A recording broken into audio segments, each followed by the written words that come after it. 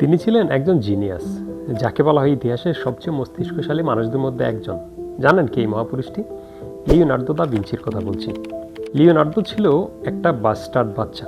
তার বাবার একটা মেয়ের সাথে অবৈধ সম্পর্ক ছিল। ওই সম্পর্কের যে বাচ্চা, ওইটাই লিওনার্দো দা ভিঞ্চি। এই জন্যই তার নামের শেষে তার বাবার নাম দেওয়া হয়নি। দা ভিঞ্চি হচ্ছে একটা শহরের নাম, যে শহরে লিওনার্দো জন্মগ্রহণ করেছিল, তাই তার নামের শেষে দা ভিঞ্চি দেওয়া হয়েছে। এবং বাস্টার্ড হওয়ার কারণে তার উপরে ওইরকম কোনো প্রেশার ছিল না যে তাকে ডাক্তার ইঞ্জিনিয়ার হইতে হবে। যেমন তার বাবা ছিলেন একজন নোটারি পাবলিক, খুব মানসম্মানী একটা জব। বাস্টার্ড না হলে হয়তো তার বাবার জবটা তাকে ধরিয়ে দেওয়া হতো। অনেকে বলে লিওনার্দো দা ভিঞ্চি এতটা ক্রিয়েটিভ হওয়ার পেছনে এটাও অনেক বড় একটা কারণ। একাডেমিক পড়াশোনা করার জন্য তার উপর তেমন কোনো প্রেশার ছিল না। একটু পড়াশোনা করেছেন যেন সে নিজে লিখতে পড়তে পারে। 13-14 বছর বয়সে সে তার বাবার সঙ্গে ইতালির ফ্লোরেন্সে চলে যায়। তখন ইউরোপের রেনেসাঁর যুগ চলছিল। ওই শহরে নিয়মিত ভিড় করতেন নামকরা কবি, সাহিত্যিকরা, মানে ক্রিয়েটিভ মানুষদের মিলন মেলা ফ্লোরেন্সে। এমন এক পরিবেশে বেড়ে ওঠায় লিওনার্দোর চিন্তাভাবনা, দৃষ্টিভঙ্গিতে ক্রিয়েটিভিটিরও একটা প্রভাব পড়ে। ফলে সে ফ্লোরেন্সে এসে বিভিন্ন পশু পাখির মানে সামনে যা পেত সেটারই স্কেচ করা শুরু করত। একদিন লিওনার্দোর বাবা দেখে তার ছেলে আঁকাআঁকিতে মনোযোগ আছে। পরে তার ওই স্কেচ বইটা তিনি নিয়ে যায় ফ্লোরেন্সের একজন বিখ্যাত আর্টিস্টকে দেখানোর জন্যে, যে আমার ছেলেও আপনাদের মতো এরকম আঁকাআঁকি করে, আপনি একটু দেখেন তো সে আসলে কীরকম আঁকতে পারে। তখন এই আর্টিস্ট তার স্কেচের বই দেখে বলে, আপনার ছেলেকে আমার দোকানে নিয়ে আসেন, আমার সাথে আঁকতে পারবে, তখন দেখবো আসলে তার আঁকার হাত কেমন। কিছুদিন পরে লিওনার্দো এই আর্টিস্টের দোকানে এসে শুরু করে আঁকাআঁকি। আঁকতে আঁকতে সে দুইটা ভয়ঙ্কর প্রসেস আবিষ্কার করে। একটার নাম হচ্ছে কিয়ারোস্কুরো, ইতালিয়ান শব্দ।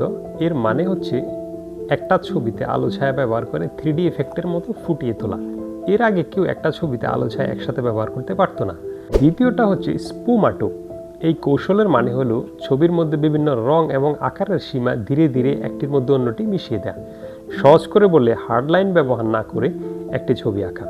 সো মোটামুটি অনেকদিন সে ওই দোকানে স্কেচ করে, এবং যেহেতু সে খুব ভালো আঁকতে পারে, এতদিনে ওয়ার্ড অফ মাউথ খুব ভালো রেসপন্স পাচ্ছে সে তার কাস্টমারের কাছ থেকে। হয়তো তাই দা ভিঞ্চি ওই শহরেই ফ্লোরেন্সে সে আলাদাভাবে একটা দোকান দেয় ছবি আঁকার। কিন্তু সমস্যাটা হচ্ছে সে কাস্টমারের ছবি ডেলিভারি দিতে পারছে না সঠিক সময়। কারণটা হচ্ছে সে যখনই তুলি হাতে নিচ্ছে তখন আর ছবি আঁকতে পারছে না, তার ইমাজিনেশন কাজ করতেছে না। বর্তমান বিজ্ঞান বলে লিওনার্দো দা ভিঞ্চি তখন ক্লিনিক্যাল ডিপ্রেশনে ছিল, এবং এই ডিপ্রেশনের কথা সে তার জার্নালে লিখেছিলেন এরকম করে, tell me if anything was ever done, tell me, tell me. While I thought that I was learning how to live, I have been learning how to die. ছবি আঁকতে না পেরে সে ইতালির মিলানে চলে যায়। সেখানে একটা স্টেজ শোতে অ্যাজ এ ডিরেক্টর কাজ করে। পাশাপাশি রাতে সে নিয়মিত জার্নাল লিখত। ওই সময়ে সে তার জার্নালে এমন কিছু জিনিস সম্পর্কে লিখেছেন, স্কেচ করেন, তারপরে সত্যি হয়। যেমন হিউম্যান বডির অ্যানাটমি এঁকেছেন 1489 থেকে 1507 বা 1510 সালের মাঝামাঝি সময়। তখন কোনো এক্সরে মেশিন ছিল না পৃথিবীতে। পাখির ডানার গঠন, ঘোড়া, পশু পাখি, গাছপালা, helicopter, tank.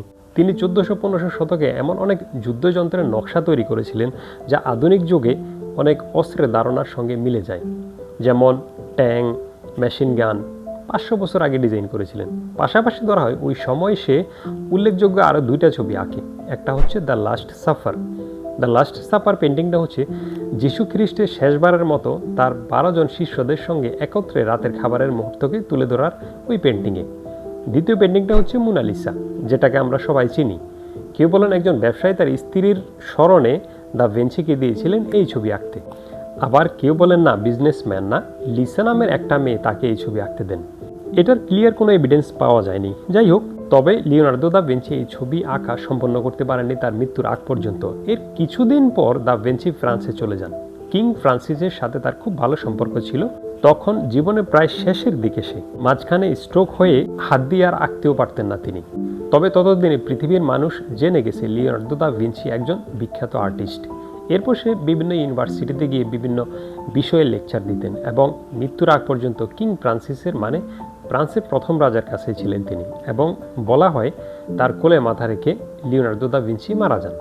Leonardo da Vinci ছিলেন গ্রেটেস্ট আর্টিস্ট অল টাইম। আপনি যদি তার লাইফে একটু গভীরে গিয়ে অবজার্ভ করেন তাহলে দেখবেন তিনি কখনো সায়েন্টিস্ট, কখনো আর্টিস্ট, যার প্রতিভা আজও বিশ্বকে বিস্মিত করে। কিন্তু এত কিছুতে পারদর্শী থাকার পরেও আমরা তাকে বেশিরভাগ মানুষ চিনি তার ফেমাস পেন্টিং মোনালিসার জন্যে। এটাকে পৃথিবীর সবচেয়ে ফেমাস পেন্টিং আজকে বলা হয়। এটা শুধু ফেমাসই নয়, সব থেকে দামিও ধরা হয়, যার দাম ক্লোজ টু অ্যারাউন্ড 8,000 কোটি টাকা প্রায়। রিসার্চের কথা বললে এই পেন্টিংয়ের উপর প্রায় পৃথিবীর সবচেয়ে বেশি রিসার্চ করা হয়েছে। কয়েক বছর আগে একটা রিসার্চে উঠে এসছে এই পেন্টিংয়ে কিছু কিছু জায়গায় 30-এর বেশি লেয়ার ব্যবহার করা হয়েছে এবং চুলের থেকেও ব্রাশ ব্যবহার করা হয়েছে এই পেন্টিংয়ে। এই জন্যে হয়তো এই পেন্টিংয়ে বানাতে প্রায় 15 থেকে 16 বছর সময় দিয়েছেন দা ভিঞ্চি।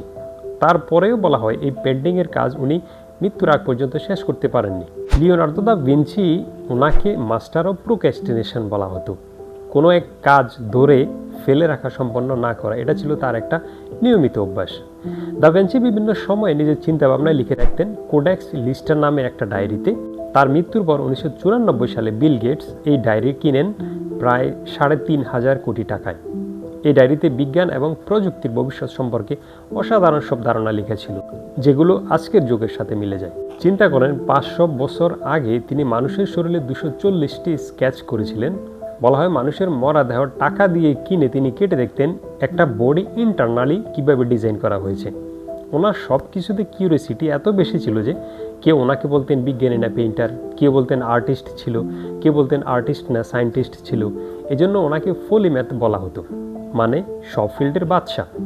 দা ভিঞ্চির একটা ফেমাস কোড আছে, simplicity is the ultimate sophistication. Exactly এই সেম ওয়ার্ড স্টিভ জবস ব্যবহার করেছেন ওনার একটা স্পিচে, simplicity is the ultimate sophistication. তার মানে আমরা বলতে পারি স্টিভ জবসের এই থটও লিওনার্দো দা ভিঞ্চির থেকে এসছে। এই কোটেশনে ওনারা দুজনই বলতে চেয়েছিলেন কোনো জিনিসকে খুব জটিল না করে সহজভাবে সুন্দরভাবে উপস্থাপন করাটাই সবচেয়ে বড় গুণ একজন ক্রিয়েটিভ মানুষের।